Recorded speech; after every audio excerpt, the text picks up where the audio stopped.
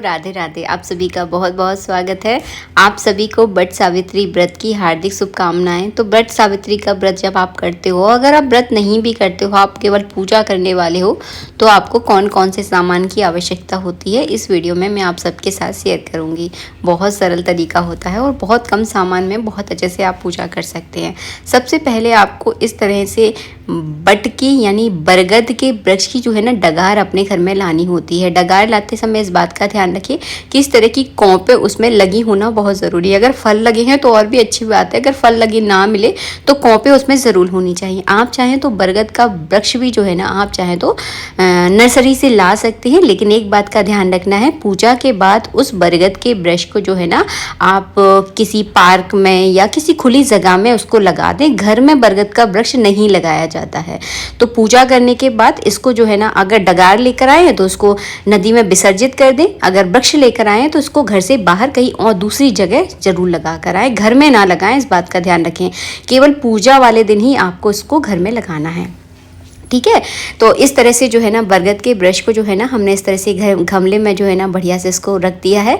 तो इसी की जो है ना आज हम पूजा करने वाले हैं। वैसे कोशिश कीजिएगा आप अपने घर से बाहर जहाँ पर बरगद का वृक्ष बहुत बड़ा हो ना वहाँ जाकर आप पूजा कीजिएगा, बहुत अच्छा रहता है। बट का वृक्ष जितना प्राचीन होता है, बट वृक्ष हो गया, पीपल का वृक्ष हो गया, जितना प्राचीन होगा, जितना पुराना होगा, उसकी प्रधानता उतनी ही ज़्यादा होती है। यहाँ पर आपको एक घी का दीपक लेना है, जनेऊ लेना है, कलावा लेना है। अगर आपके पास कच्चा सूत है तो आप कच्चा सूत ले सकते हैं। अगर कच्चा सूत ना हो तो इस तरह से आप लाल कलावा ले लें, फूल ले लें, फल ले लें। फल में आप आम या खरबूजा दो में से कोई एक फल जो है ना ले सकते हैं।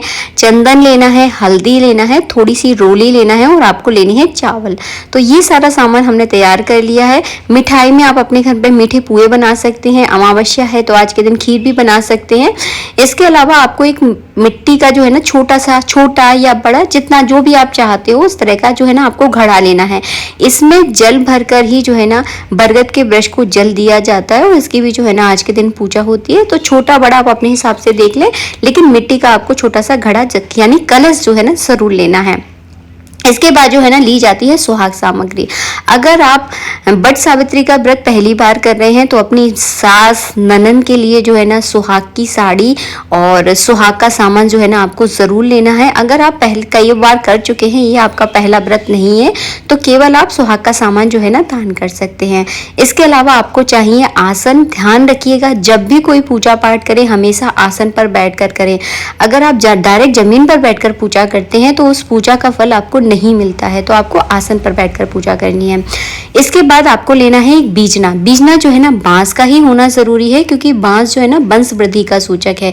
ये बीजना जो है ना बांस से बना ही होता है और बांस का ही आपको लेना है। कई तरह के मिल जाएंगे आपको, प्लास्टिक के भी मिलेंगे, लेकिन वो आपको यूज नहीं करने हैं, बांस का ही आपको यूज करना है। बस इतनी ही सारी सामग्री की जरूरत होती है। इन सारी सामग्री में आप बहुत अच्छे से पूजा कर सकते हैं। पूजा की विधि ऑलरेडी मैं आप लोगों के साथ शेयर कर चुकी हूँ। अगर आप अकेले हो, घर से बाहर रहते हैं नौकरी के सिलसिले में, तो ये सारा सामान की बस आप व्यवस्था कर लेना और घर पर भी जो है ना बहुत अच्छे से आप पूजा कर सकते हैं। लेकिन आप कोशिश कीजिएगा अगर आपके आसपास अगर बरगद का वृक्ष है तो वहीं जाकर पूजा कीजिए, क्योंकि जिसकी प्रधानता जहाँ होती है ना वहीं जाकर हमें पूजा करनी चाहिए।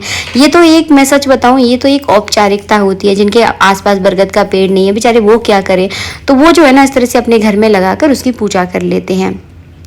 तो इस तरह से जो है ना मैंने आपको क्लियर बता दिया है, कोई अंधकार में आपको नहीं रखा है। अगर वट सावित्री का व्रत करना जरूरी होता है।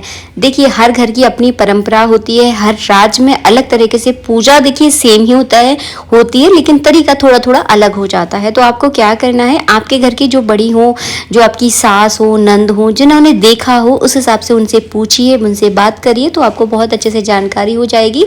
लेकिन हमारे यहाँ पर इस तरह से किया जाता है कि हम लोग जो है ना जब तक वट सावित्री व्रत की पूजा नहीं करते, जब तक जो है ना हम इस व्रत को निर्जल रखते हैं और पूजा करने के बाद जो है ना हम लोग खाना खा लेते हैं। लेकिन कुछ लोगों के यहाँ ये परंपरा होती है कि ये व्रत को जो है ना निर्जल ही किया जाता है और पूरे दिन जो है ना निर्जल रहा जाता है और शाम के समय जो है ना अपने पति की पूजा करने के बाद जो है ना फिर उसी के हाथों से एक फल लेकर जो है ना ग्रहण किया जाता है। तो हर घर की अपनी एक परंपरा होती है। आपके यहाँ जैसे परंपरा रही हो आप उस तरह से इस व्रत को करें। आशा करती हूँ वीडियो अच्छा लगा होगा। वीडियो अच्छा लगा है तो लाइक कर दीजिएगा, चैनल को सब्सक्राइब करना बिल्कुल ना भूलें। मिलेंगे आप सबसे नेक्स्ट वीडियो में, जब तक के लिए राधे राधे, जय श्री राधे।